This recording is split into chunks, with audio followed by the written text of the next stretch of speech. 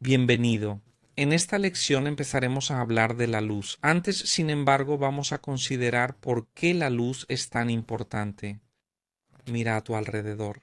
Cualquier cosa que puedas ver con tus ojos, el monitor, el escritorio, la lámpara de tu mesa, un cuadro colgado en la pared, un árbol fuera de tu ventana, cualquier elemento que exista en la realidad, podemos percibirlo a través de la luz.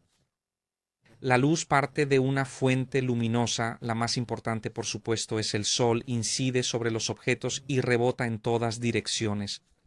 Una pequeña parte de esta luz llega a nuestros ojos, lo que nos permite ver un objeto, un entorno, una escena. Lo que vemos lo interpretamos a través de nuestras experiencias, de lo que hemos vivido. Una luz de un cierto tipo, un ambiente de un cierto tipo, nos da una cierta emoción y lo que se quiere hacer cuando se hace un renderizado es transformar una información geométrica, es decir, el modelo que hemos creado en Blender en una información visual. Así que la luz es muy importante. Además, la luz nos ayuda a través de las sombras para definir las formas. Si no hubiera sombras, no podríamos distinguir un círculo de una esfera, por poner un ejemplo. Y por eso, incluso antes de hablar del material en Blender, quiero hablaros de la luz. En Blender tenemos dos motores de render diferentes.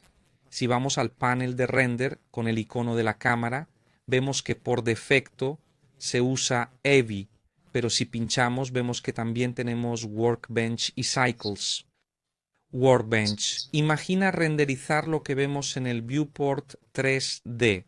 Los otros dos, Eevee y Cycles, son motores de render reales que nos permiten aplicar materiales, aplicar luces, etc. EVE se parece más a un motor de renderizado de videojuegos en el que las sombras se calculan de forma más imprecisa y los materiales son menos complejos. Digamos que tiene una serie de facilidades de máquina que permiten renderizar en tiempo real, como cuando nos sumergimos en un videojuego 3D. Con Eevee se consiguen imágenes de gran belleza y está especialmente indicado para crear animaciones precisamente por su velocidad de cálculo.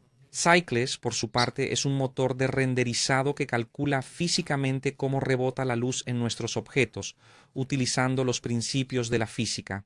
Esto supondrá una mayor carga computacional para nuestro ordenador y, por tanto, tiempos más largos, pero una calidad final muy superior. Si tu intención es obtener una imagen lo más realista posible, Cycles es sin duda la elección correcta. Irónicamente, Cycles también es más fácil de usar. Para esta parte del curso básico utilizaremos siempre Cycles. Así que por favor recuerde establecerlo como su motor de renderizado, también porque notará que muchas opciones cambian. Así que si no tienes Cycles configurado, te será difícil seguir las lecciones, porque no encontrarás las opciones que usaré en la pantalla. Vamos a cambiar inmediatamente. Desde EVE ponemos Cycles. Ya vemos que la lista de entradas ha cambiado inmediatamente, pero no nos ocupemos de nada más por el momento.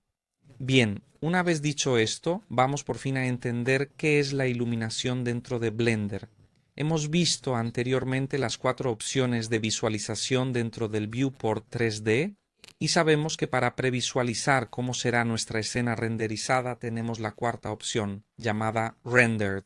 Hacemos clic para activarla. En apariencia no ha cambiado mucho, solo que este lado del cubo es un poco más oscuro.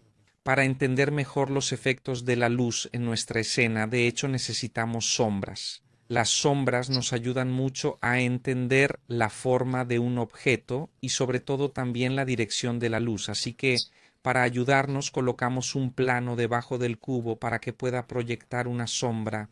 Movemos el cubo hacia arriba, luego con Shift plus A insertamos un plano. Lo movemos hacia arriba unas 10 veces y por fin vemos algo interesante, concretamente la sombra del cubo proyectada sobre el plano. Dentro del outliner y en la escena vemos que la fuente de luz es una, se llama Light, es la que está presente por defecto. Ahora la seleccionamos e intentamos moverla. Pulsamos la tecla G y vemos que en tiempo real se modifica la sombra de nuestro cubo. Como con cualquier objeto, aquí tenemos la posibilidad de editar las opciones dentro de la ventana Propiedades. Vemos que tenemos este icono verde en forma de bombilla que normalmente no tenemos. Si seleccionamos el cubo, por ejemplo, vemos que sí, que está el icono verde que abre la sección Datos, pero tiene una forma diferente, la forma que nos recuerda que estamos utilizando un objeto de tipo malla. Cuando, por ejemplo, seleccionamos la cámara, vemos que el icono verde cambia, recordándonos que tenemos un objeto de tipo cámara. A continuación, volvemos a seleccionar nuestra luz y vemos la bombilla, lo que inmediatamente nos hace darnos cuenta de que efectivamente estamos hablando de un objeto luz. Aquí encontramos toda una serie de opciones que nos permiten variar nuestra luz. La primera sección nos permite tener una vista previa, pero la vemos directamente dentro del viewport 3D, y la siguiente sección llamada luz nos permite modificar en profundidad la forma en que esta fuente de luz se comporta dentro de nuestra escena. Detén este video un momento y experimenta tú mismo con estas opciones. Hazlo libremente, no tengas miedo. Como siempre, no pasará nada. Haz unos cuantos experimentos y mira a ver qué pasa. Yendo a pulsar estos distintos botones y yendo a cambiar estos parámetros, vemos que hay 4 tipos de fuente de luz. La primera es punto, la que viene por defecto. Es una luz que se irradia en todas direcciones a 360 y podemos realizarlo insertando más elementos en la escena. Fíjate en lo que ocurre cuando colocas la luz en el centro de los cubos. Verás que las sombras toman la forma de rayos que van en todas direcciones. En cambio, si seleccionamos Sol como fuente de luz, vemos que esto cambia completamente. Mientras tanto, parece mucho más potente, y lo es.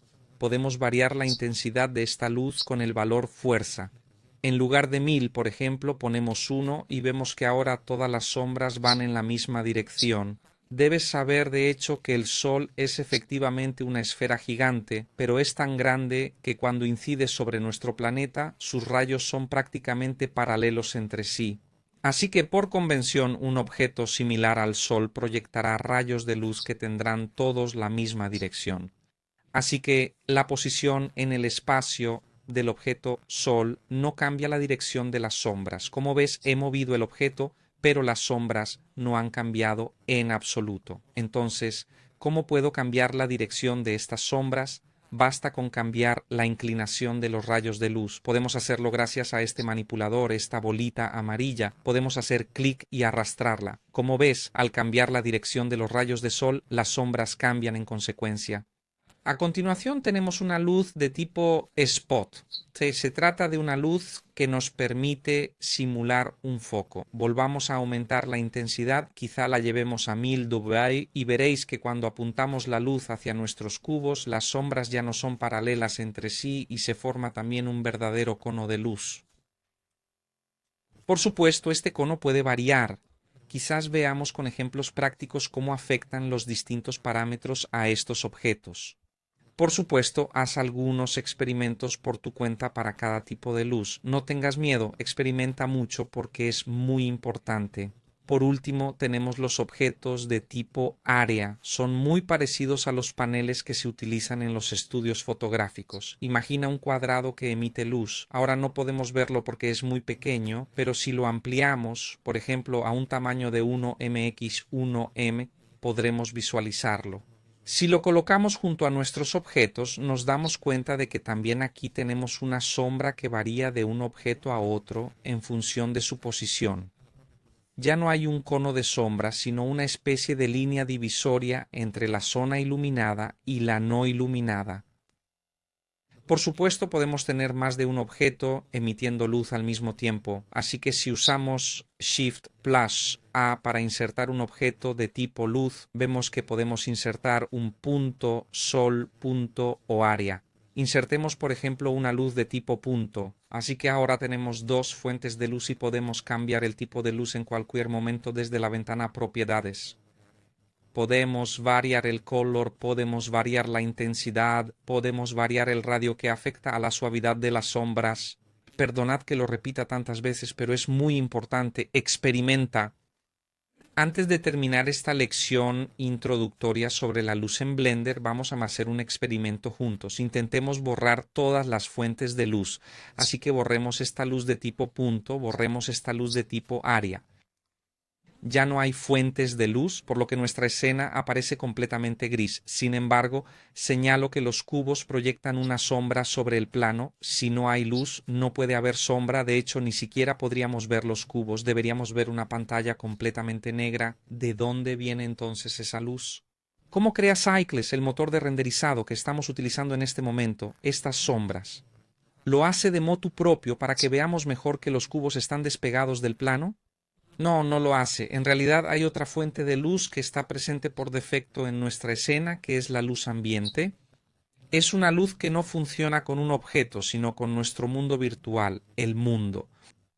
En este momento ningún objeto de la escena está seleccionado y me gustaría señalar que dentro de la ventana Propiedades estamos dentro de la sección Mundo. Vemos este icono rojo que representa el planeta Tierra y vemos que nuestro mundo que también podemos renombrar como queramos, tiene una luz de color gris con un valor de fuerza de 1. Probemos ahora a arrastrar este deslizador hacia arriba para cambiar su color. Lo convertimos en blanco.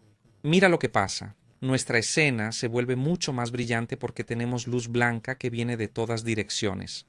Esto es exactamente lo contrario de una luz de tipo punto. Es decir, en lugar de tener luz irradiando desde un único punto en todas direcciones, aquí es como si estuviéramos dentro de una esfera muy grande emitiendo luz desde todas direcciones. Esta es una situación que no encontramos en la naturaleza, sin embargo, una iluminación muy similar a esta la podemos tener cuando estamos en un día bastante luminoso, pero con el cielo muy nublado. En este caso, la luz que viene del sol atraviesa las nubes, se desvía en muchas direcciones, rebota en los objetos que nos rodean y nos llega desde todas direcciones. Las sombras desaparecen o al menos se hacen muy suaves, exactamente igual que en este momento para los cubos. Aquí también os invito a experimentar un poco, las opciones parecen pocas, tenemos color, podemos quedarnos con una luz de color, aunque no tenga mucho sentido tener una luz verde, por ejemplo, como luz ambiente. Tenemos la posibilidad de variar la intensidad y también vemos que tenemos este elemento fondo con una serie de opciones que sin embargo veremos más adelante cuando empecemos a hablar de nodos. Vamos a parar aquí de momento, pero os invito a seguir la próxima lección donde volveremos a la práctica del modelado y nos divertiremos iluminando nuestra geometría para ver cómo ésta se vuelve mucho más interesante cuando la luz va a crear sombras, va a crear información adicional. Como siempre os doy las gracias por seguirme y hasta pronto.